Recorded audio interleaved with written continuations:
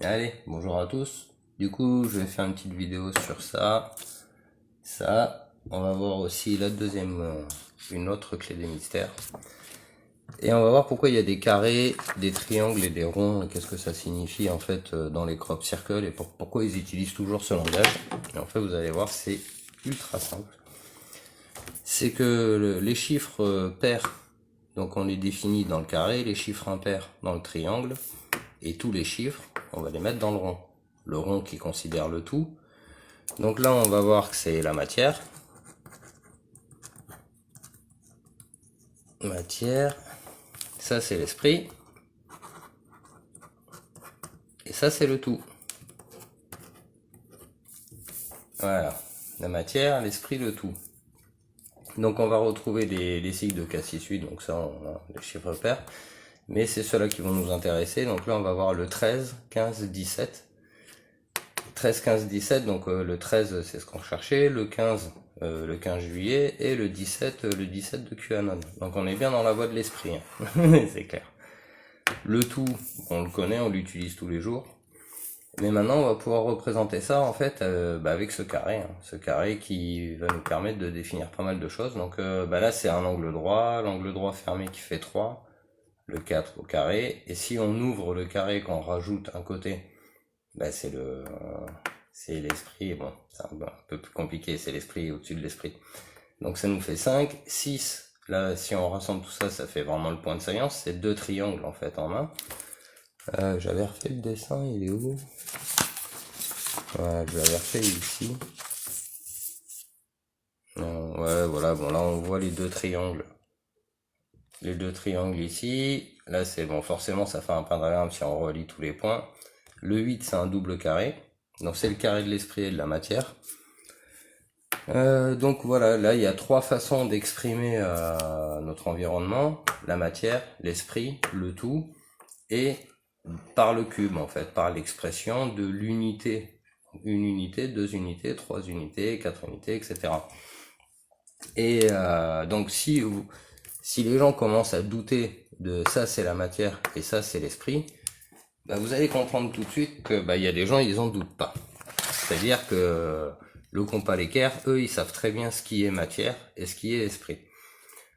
Donc avec ça, on peut décortiquer, on va refaire un petit saut vite fait, parce que j'essaie de mettre tout ça en place d'une manière un peu cohérente. Donc là on arrive au un carré, deux carrés, trois carrés, ça nous donne la notion de gold, hop, God, le yin-yang qu'on a vu ici, on l'a ça bien vu, hop, le gold et le dog. Après on décortique le cube, on le met en perspective pour y découvrir donc les 5 sens et tout ce travail. Bon là j'avais déjà fait des vidéos là-dessus, mais c'est pour vous montrer un peu comment j'assemble, du moins j'essaye d'assembler ce cube. Donc là le cube en perspective, on a compris le double carré, etc. Là on le remet à plat. Et après on va revenir sur ces deux carrés, donc ces fameux deux carrés du 8 qu'on retrouve ici. Il y a bien un carré de la matière, un carré de l'esprit qui sont un, c'est le carré de travers, donc on dit que c'est le carré de l'esprit, celui de travers, et celui qui est normal là au carré, c'est la matière. Donc on va les retrouver comme ça. On va pouvoir aussi les placer, l'esprit et la matière, donc le trône d'Égypte, là, je sais plus où il est plus là, bon, le fameux trône d'Égypte dans la dernière vidéo.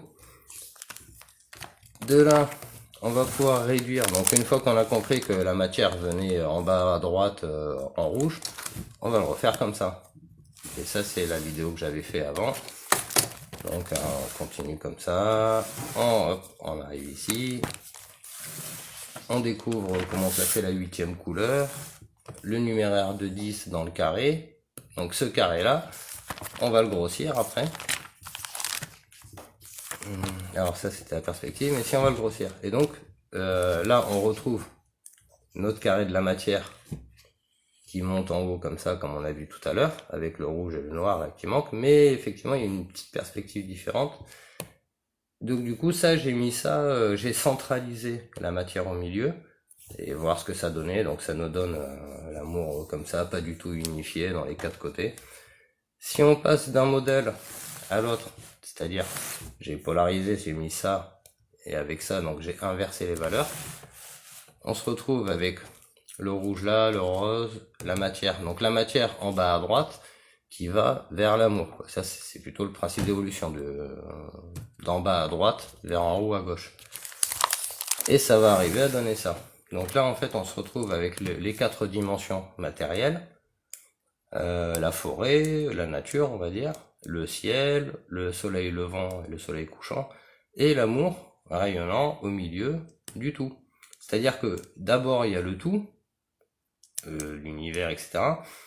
Et après c'est ce principe, on est de l'amour de quelque chose, on est né de l'amour de nos parents, et qui est né de l'amour de leurs parents, etc. Dans un monde quadridimensionnel, unifié à chaque fois qu'on fait ça. Voilà, du coup, ça c'était pour le petit bouquin. Ce côté 3 dimensions, enfin carré rond, on le retrouve là-dedans aussi. Donc on a bien le carré qui représente la matière, la planète Terre, et les 4 dimensions dans l'esprit dedans. Même chose, hein. On peut retrouver ça ici.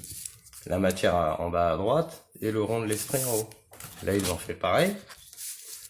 Alors là, c'est l'ascension, et là, c'est le chemin vers la gauche. Ils l'ont pas mis dans un autre sens. Hein. Voilà. Donc ici, on retrouve bien le carré de la matière, donc le côté 4 carrés, là, comme on a fait dernièrement. Mais là, la quatrième barre, c'est le chemin, faut aller à gauche, faut réfléchir. Après, faut comprendre tout ça. Donc la matière, l'esprit, la matière, l'esprit, la matière, l'esprit, la matière. On retrouve ça, bien sûr, là-dedans, avec notre esprit qui va rayonner tout autour, le point de saillance et la planète, l'esprit du moins, dans la matière. C'est voilà, donc ça reste quand même incontestable qu'on puisse classer. Hop, elle est où ma feuille? Hop là, attendez. Je vais terminer mon papier.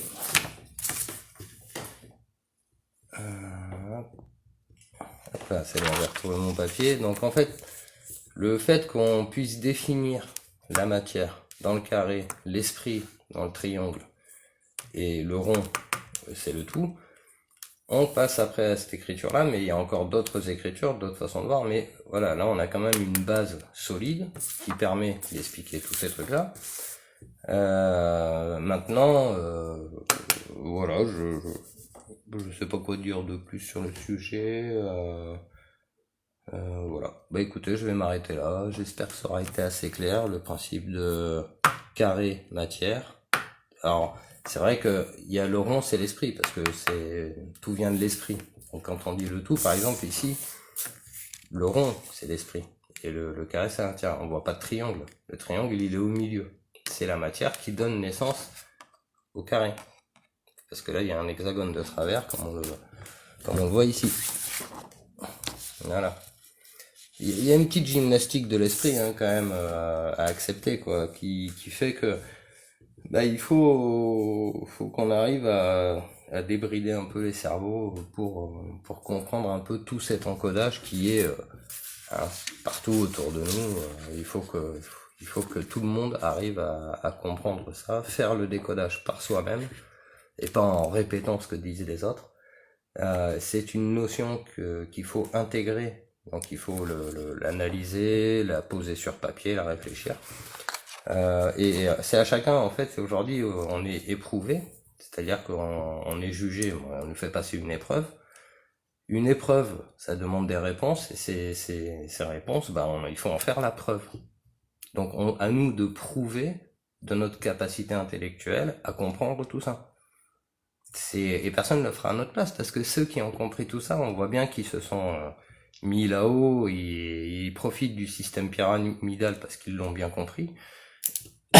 Maintenant, ce qui revient au peuple comme effort à faire, c'est au peuple de le faire. Et ça ne pourra être autrement. Voilà, bon, sur ce, je vous souhaite une bonne journée. Au revoir.